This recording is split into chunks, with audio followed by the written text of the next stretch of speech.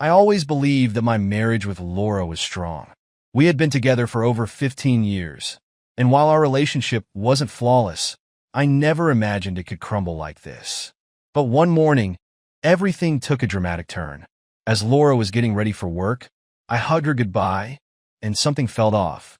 When my hand brushed against her lower back, I noticed she wasn't wearing any underwear. Under normal circumstances, that might have been a thrill, but this time it left me feeling uneasy. I lifted the hem of her skirt, struggling to keep my voice steady. "Why aren't you wearing anything under this?" I asked, my tone teetering on the edge of shouting. She pulled back from me as if my concern didn't matter, hardly acknowledging my presence. "You'll understand everything tonight," she replied cryptically, rushing out the door before I could respond. I stood there for a moment, dumbfounded, trying to wrap my head around what had just happened. My mind was racing with questions, yet there were no answers. Without thinking, I grabbed my phone and quickly messaged my friend Megan. "She's gone. I think something's wrong. Can you help me?" I typed, and Megan's response came almost instantly. "I've got someone watching her. We'll find out soon enough." This whole ordeal began 2 days prior. I was working my usual night shift when we received a call about a minor traffic accident. After confirming everyone was all right, I took a break and headed to the restroom. That's when I felt it, an intense, sharp pain that hit me like a ton of bricks.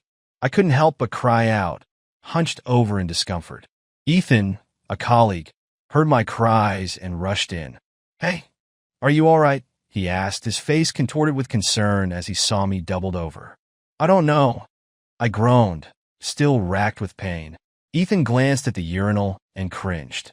"That doesn't look good, man. You need to get that checked out."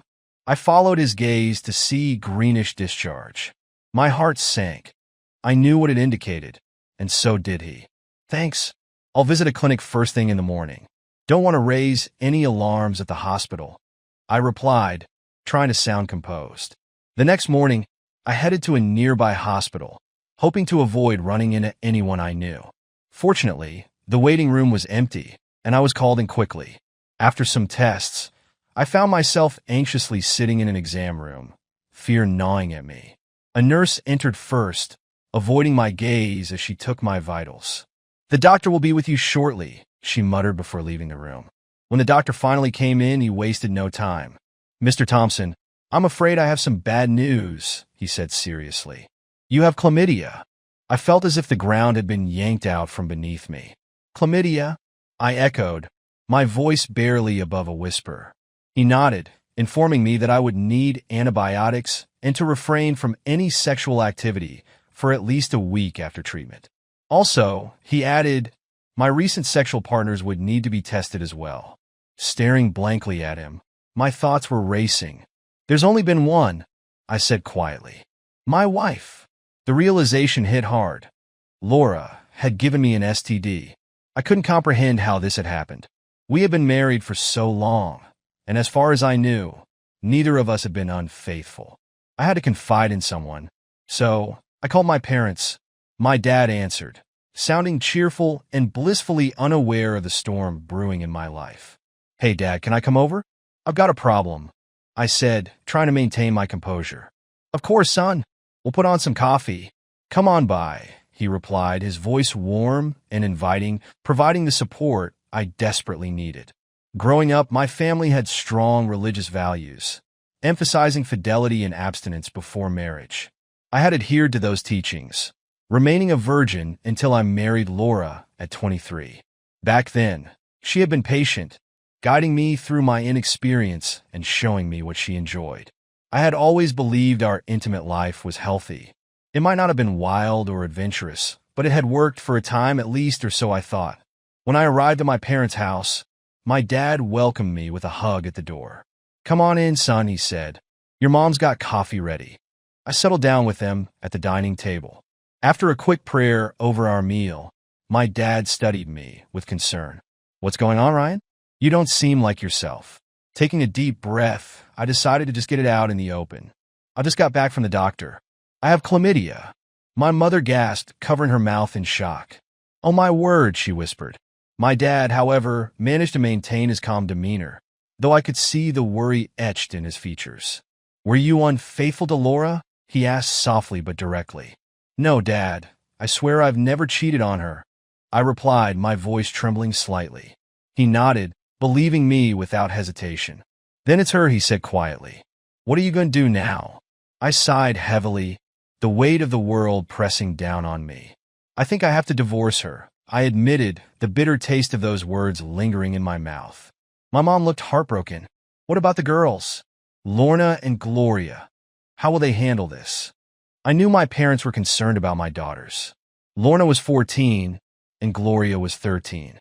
They were old enough to grasp the situation, but still too young for this kind of betrayal to make any sense. They'll understand eventually, I said, though I was unsure. Deep down, I wasn't entirely convinced that would be enough. My dad nodded solemnly, his expression serious. Well, if infidelity is the issue, you have biblical grounds for a divorce.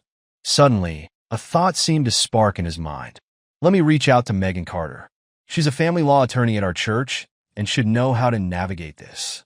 I agreed, feeling an unexpected wave of relief. My dad had always been the go-to problem solver in tough times, and once again, he was stepping up to help me. He immediately called Megan, and within moments, I had an appointment scheduled for that afternoon. Make sure to bring your financial records, he instructed. She'll need to review them thoroughly. Once home, I began gathering the paperwork, but what I uncovered left me even more stunned.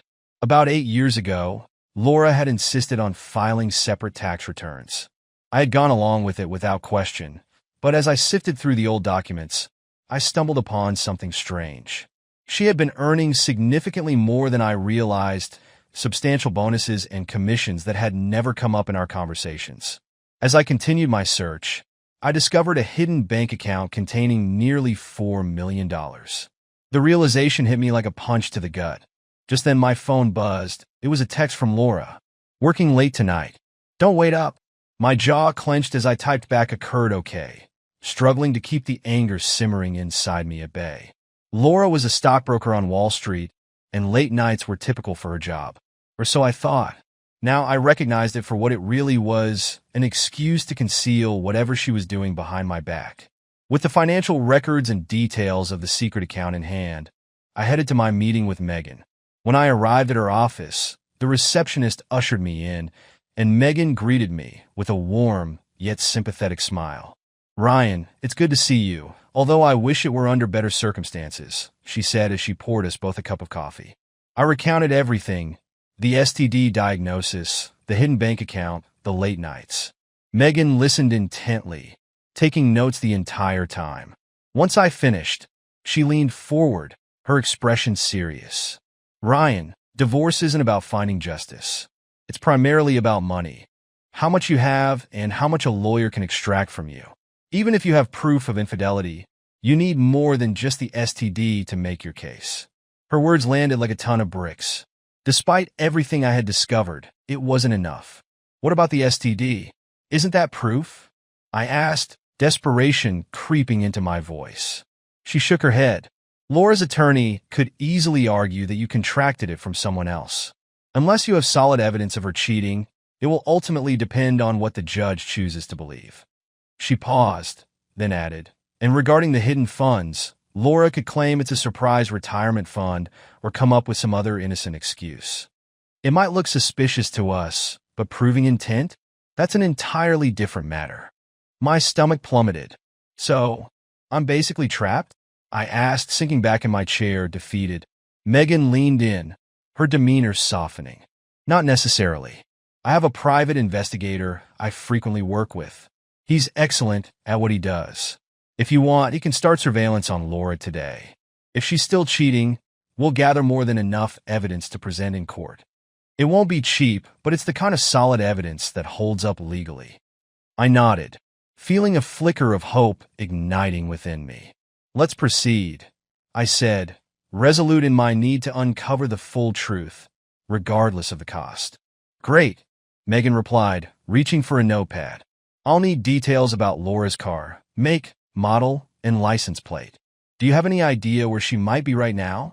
I remember the tracking app one had installed on Laura's phone after she misplaced it a few years back.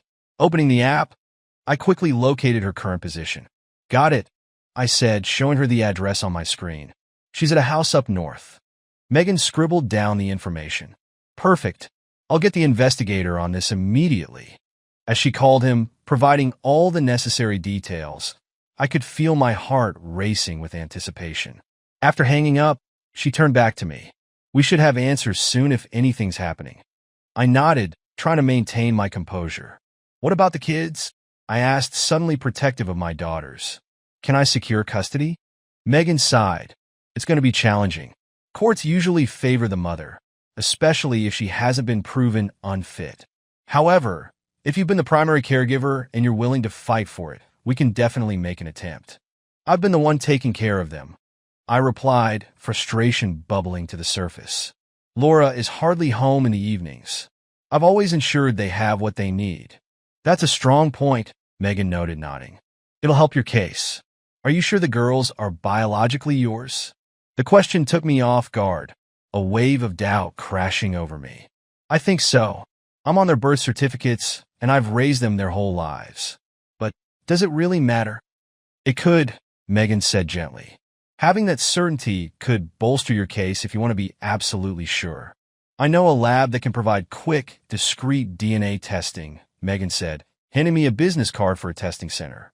I hesitated briefly before taking it, the weight of uncertainty heavy in my chest. Okay, I'll consider it, I replied, trying to keep my voice steady. Megan quickly shifted to another pressing matter. What about your house? It's held in a family trust, and we paid off the mortgage, I explained. That's a relief, she said, her expression turning slightly more optimistic. It simplifies things, but we still need to sort through the other assets. Everything will be split 50-50ths. I'll give you a checklist of what we need to account for. I nodded, feeling the enormity of it all begin to overwhelm me. Is there anything else I should be doing right now? For now, let's get the paperwork rolling, Megan advised, sliding a checklist across the table toward me. But I recommend we hold off on making any major decisions until we see what the investigator uncovers. And one more thing, you may want to confront Laura about the STD. It's crucial that you inform her legally. I'll take care of it, I said, feeling the oppressive weight of the day pressing down on me. Good, Megan replied, her tone serious as I rose to leave. And Ryan, I know this is incredibly tough, but try not to act impulsively. Take it one day at a time. It will get better. I expressed my gratitude and headed out. Before going home, I stopped by the lab to pick up a DNA test kit. The thought that my daughters might not be mine gnawed at me, a haunting possibility I didn't want to face. But after everything that had been revealed, I realized I couldn't ignore the truth. From there, I went to the bank to investigate Laura's secret account. The numbers confirmed my worst fears. She had hidden away nearly $4 million without my knowledge. When I got back home, I plopped down at the kitchen table, staring blankly into my coffee cup, my mind racing with disbelief. Most guys would probably turn to alcohol to drown their sorrows, but I had never touched a drop. I was raised with strict principles, and even though my world was crumbling, I wasn't about to break that rule now. As I replayed the events of that morning in my mind, Laura pulling away from me with that cryptic promise, I felt a chill creep down my spine. It was clear she had been plotting something sinister, and part of me was terrified to discover what that something might be. Later that day, my daughters burst through the front door, their youthful energy a stark contrast to my heavy heart. "Daddy, you're home!" Lorna exclaimed, rushing to wrap her arms around me. Gloria stood back a little, looking more reserved. "Are you okay? Why aren't you at work?" I forced a smile, pulling them both into a hug. "I'm fine, girls, but I need you to pack some bags. You're going to stay with Grandma and Grandpa for a few days." Lorna's smile faded instantly. "What's going on? Did you and Mom have a fight?" "Not exactly," I replied, struggling to maintain my composure. "But something isn't right. We need to sort things out."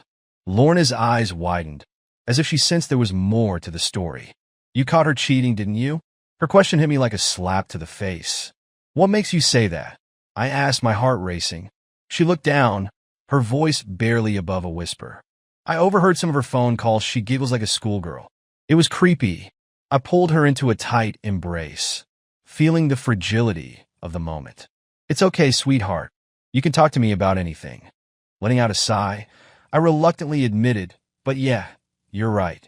Gloria, still lingering nearby, pointed to the DNA test kit on the table. What's that for? I paused, searching for the right words. It's something my lawyer suggested for legal reasons. After that conversation with my daughters, my heart felt heavier. I never wanted them to be caught in the middle of this chaos. But here we were. I explained that the DNA test was just a precaution for the legal process. Lorna and Gloria agreed, though I could see the worry etched on their faces. Once we finished swabbing their cheeks and mine, I sent them upstairs to pack their things. Don't forget your homework, I called after them, trying to inject a sense of normalcy into an increasingly surreal situation. When they were finally ready, we drove over to my parents' house. The girls sat silently in the back seat, the tension palpable. Upon arrival, they quickly hugged me and rushed inside without asking too many questions. I embraced them tightly, knowing that I might not be able to shield them from the storm that was brewing. Later that evening, I sat alone at the kitchen table, the oppressive silence of the house closing in on me. My phone suddenly rang, cutting through the stillness. It was Megan. "Ryan, we have some updates from the investigator," she said, her tone grave. "Your wife has been busy, 3 different men, all since around 1 p.m. today. I'm sending you everything to your email right now. Photos, videos, audio recordings. It's more than enough to establish infidelity." After hanging up, I immediately checked my email and opened the file she sent. I skipped straight to the audio recording, desperate to hear the truth for myself. The first voice I heard was a man's. "I see you're married," he said, the clinking of glasses echoing in the background. Laura's laughter followed, light, carefree, and seemingly untroubled. "For now," she replied, her tone dripping with smugness. The man chuckled. "You're wearing a ring, and my wife and I have an open marriage." "Well, mine's not open," Laura shot back. "But I take my liberties where I can get them." I felt my fists clench involuntarily as I listened. The man asked, "Your husband doesn't know?" "No, he doesn't," Laura replied, her tone completely indifferent. "He has no idea what kind of woman he married." I felt an overwhelming urge to hurl my phone across the room. 15 years of marriage, and this was how she regarded me? I pressed play again, desperate to hear more despite the agony it brought me. The man's voice returned, curiosity lacing his words. "What's going on? Trouble in paradise?" Laura laughed, but this time her laughter felt cold and distant. "He's fine. I taught him everything he knows. Can you believe it? He was a virgin when we got married, 23 years old, and had never even kissed anyone else. Total Bible thumper. He doesn't drink, doesn't smoke, doesn't even curse. He'd probably faint if I mentioned the word damn around him." The man's laughter echoed, and Laura joined in. Each word twisted like a knife in my gut. "Sounds like a real square," the man quipped, still chuckling. "Why do you stay with him? Do you even love the guy?" There was a pause, and I held my breath, anticipation coiling tightly in my chest. When she finally responded, her tone was dismissive. "I guess sort of. He's good with the kids and doesn't ask questions when I'm out late. But God, he's so boring." Every word felt like a punch, a crushing blow as she dismissed our entire life together as inconsequential. The man pressed on. "And the kids? Are they his?" Laura's reply was flippant. "Who knows?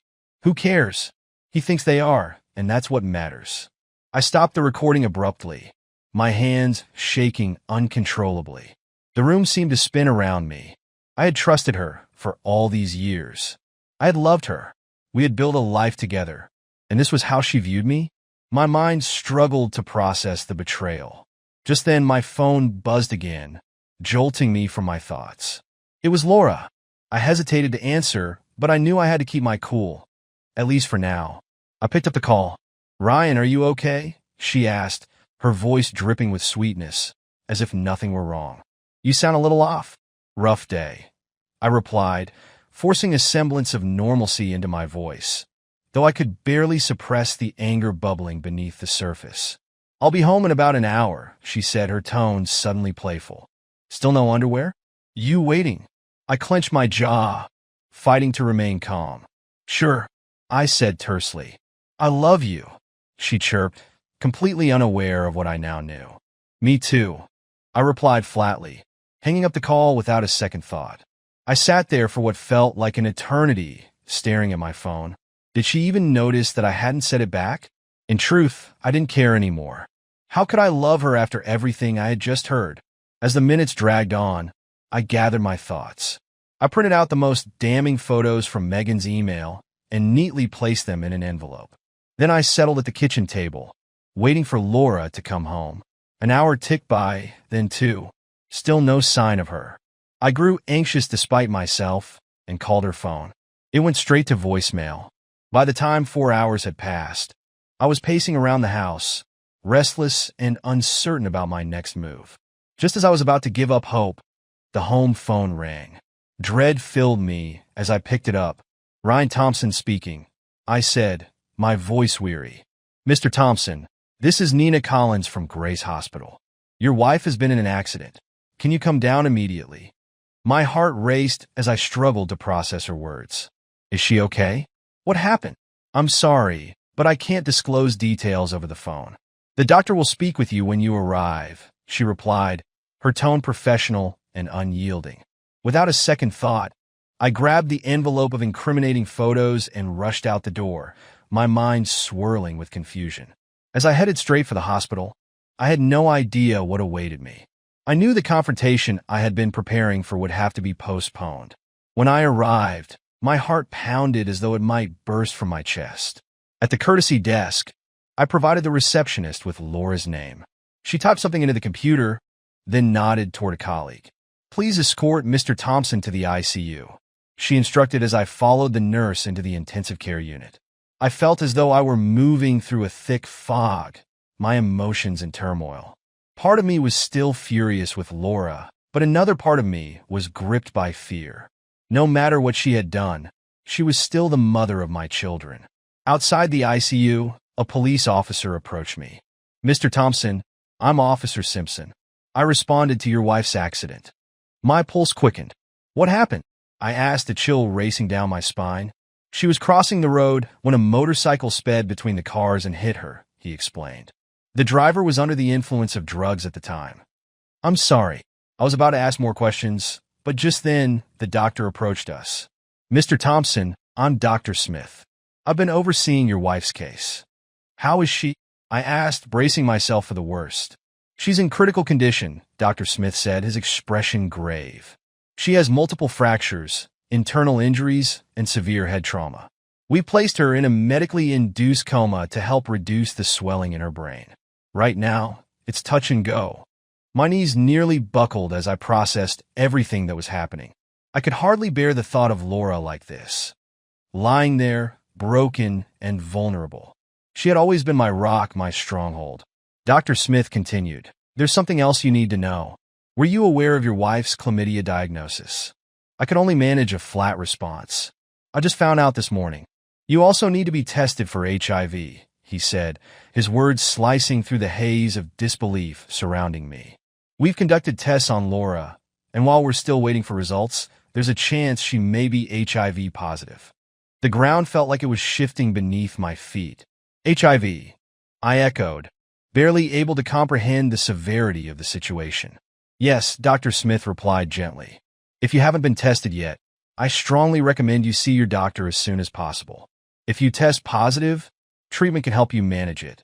But the sooner you know, the better. I nodded numbly, the implications of his words crashing down on me like a tidal wave. How long will she be here? It's hard to say, he replied. She could remain in the ICU for weeks, maybe even longer. We're keeping a close watch on her. He led me into Laura's room, and my heart plummeted at the sight. There she was, swathed in bandages, one leg encased in a cast that extended to her hip. Her face was a canvas of swelling and bruises, stitched together in multiple places. This was not the woman I had spent the last 15 years with. She looked like a survivor of some brutal battle. I stood there for what felt like an eternity, grappling with a whirlwind of emotions. She had wounded me in ways I never thought possible, yet witnessing her in such a fragile state still tore at my heart. After a moment of hesitation, I reached into my pocket and pulled out the envelope of damning photos. I removed my wedding ring, the very symbol of our life together, and placed it inside the envelope next to the pictures, then wrote her name on the outside. "Excuse me." I called softly to a nurse who entered the room. A young woman stepped in, her expression a mix of compassion and professionalism. "Can you make sure she gets this when she wakes up?" I asked, handing her the envelope. She nodded reassuringly. "Of course, sir." As I turned to leave, I hesitated at the door, casting one last glance at Laura. As much as I wanted to despise her, seeing her so vulnerable tugged at my heartstrings. She had made her choices, but now fate seemed to have dealt her a cruel hand. "Goodbye, Laura," I whispered, stepping out into the hall. Back at home, I collapsed onto my bed, utterly drained physically, emotionally, mentally. The past few days had felt like a surreal nightmare, and I wasn't sure how much more I could withstand. In the weeks that followed, I began to make arrangements for Laura's recovery. I found a small 2-bedroom apartment, paid the deposit, and covered the first 2 months' rent using her share of our joint accounts. The apartment included a garage where I moved all of her belongings, providing her a space to heal once she was released from the hospital. 3 weeks after that traumatic night at the hospital, I received the all-clear from my doctor. Thankfully, I tested negative for HIV, and while it felt like a small victory, the emotional wounds inflicted by Laura's betrayal were still fresh and painful. Physical healing was one thing. I knew it would take far longer to move past the devastation she had wrought on my heart. Finally, 3 weeks after her accident, Laura woke up from her coma. I dropped the girls off at my parents' house before making my way to the hospital to see her. With each passing mile, I steeled myself for the confrontation I was about to face. I knew it wouldn't be easy, but I had to see it through. Upon arriving, I noticed Dr. Smith engaged in conversation with the nurses. Nearby, a man in a brown jacket held a manila envelope, clearly the process server. "How is she?" I asked Dr. Smith as I approached. "She's stable," he said, his tone measured. "Her vitals are good, and the infection from the chlamydia has cleared up. We're just keeping her under observation now." I took a deep breath, feeling a flicker of hope amidst the storm of emotions swirling in my mind. The process server followed me into Laura's room, lingering at the back as I stepped up to her bedside. Laura looked up at me, her eyes weary but alert. She caught sight of the open envelope I had left on the table beside her. "Ryan," she said weakly, almost as if she were testing the waters. "Laura," I replied cautiously, my voice steady despite the turmoil inside. She gestured toward the envelope. "So, you found out?"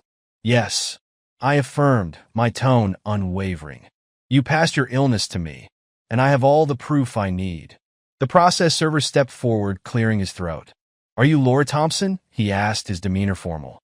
"Yes," Laura replied, her voice barely a whisper. He handed her the manila envelope and quickly snapped a photo with his phone. "You've been served," he stated before quietly exiting the room. Laura's face crumpled at the realization. "You couldn't even wait until I was out of the hospital?" she asked, her voice breaking. "No," I replied firmly. "You were planning to leave me anyway. I just expedited your timeline." Tears welled in her eyes as she processed the gravity of the situation. "Do the girls know?" she asked, her voice small and trembling. "They know," I said coldly. "And they're not exactly thrilled with you right now, which is why they're not here. Don't worry about being responsible for them. I'm seeking full custody. They'll see you if they want to," I continued. "But for now, they want nothing to do with you." Her expression twisted further in despair. "I guess you hate me too," she muttered, wiping her eyes with the back of her hand. I stood there, feeling the weight of everything that had happened, yet I remained resolute. "You made your choices, Laura," I said, my voice firm and unwavering. "This isn't about hatred. It's about confronting the consequences of your choices." I asserted, my voice steady. She quickly shifted the topic, clearly uncomfortable with the weight of our conversation. "How long will I be in the hospital?" "According to the doctor, probably another week, maybe longer," I replied, my heart heavy. "After that, you'll move into the apartment I rented for you. I've already taken care of moving all your belongings in. The utilities are in your name. You'll be fine." I pulled an envelope from my jacket and handed it to her. This is your half of our joint accounts, minus the deposit and the first 2 months' rent. Her hands trembled as she accepted the envelope, her gaze lingering on the money that had once symbolized our shared life. But then her demeanor shifted, hardening. What about my other account? I looked her squarely in the eyes. My lawyer has frozen your secret account. You'll gain access to it again only after you sign the divorce papers. You can take half, the other half is mine. Her expression morphed into shock. You froze it, she said, disbelief lacing her tone. I'll fight you for it. I leaned closer, lowering my voice to a controlled whisper. That would be a grave mistake, Laura. If you choose to fight me, all the evidence, the photos, videos, and recordings will become public. Is that really the path you want to take? She paled at the thought, her defiance wavering after a long moment. Fine, she whispered. I'll sign the papers. Good, I replied, turning to leave, but just as I reached the door, she called out after me. Can I call the girls? Her voice was fragile, as if she feared the answer, yet needed to ask. I paused, my hand on the door handle. You can try, I said, my tone softening. But don't be surprised if they don't answer. She nodded, the weight of my words settling in. Thank you. At least for that, she said quietly. Without another word, I walked out of the room, leaving her to face the reality she had created. As I passed by the nurses, I caught a few giving me disapproving looks, but I brushed it off. Their opinions were the least of my concerns. I had bigger battles ahead. The divorce was finalized swiftly. I made sure that Laura's hidden account was split evenly, with my half, $2 million, going straight into college funds for Lorna and Gloria. I had no interest in claiming the money for myself. It was always about ensuring a secure future for them. Not long after, I received the final results of my HIV test, negative. A wave of relief washed over me, lifting a heavy burden from my shoulders. I had narrowly escaped a dire fate, but I knew that the emotional scars from Laura's betrayal would take much longer to heal. As time passed, life began to move forward. The girls eventually resumed communication with Laura, but it took nearly a year for them to feel ready to see her in person. I chose not to interfere. I wanted them to make that decision independently, to come to terms with everything in their own time. As for me, I concentrated on rebuilding my life. It wasn't easy. There were days when anger and hurt bubbled to the surface, threatening to overwhelm me. Yet with time, I found strength I didn't know I possessed. I became determined to create a stable and loving environment for my daughters. In the end, Laura became a chapter in my life. Painful, yes, but one that ultimately taught me valuable lessons about resilience and self-worth. I don't know what the future holds, but I do know this. I will never allow anyone to exploit my trust again. And no matter what happens, I will always be there for my girls. Dear listeners, thank you for your unwavering support and for tuning into my stories on YouTube. Your enthusiasm and feedback mean everything to me. Stay tuned for more engaging tales. Warm regards.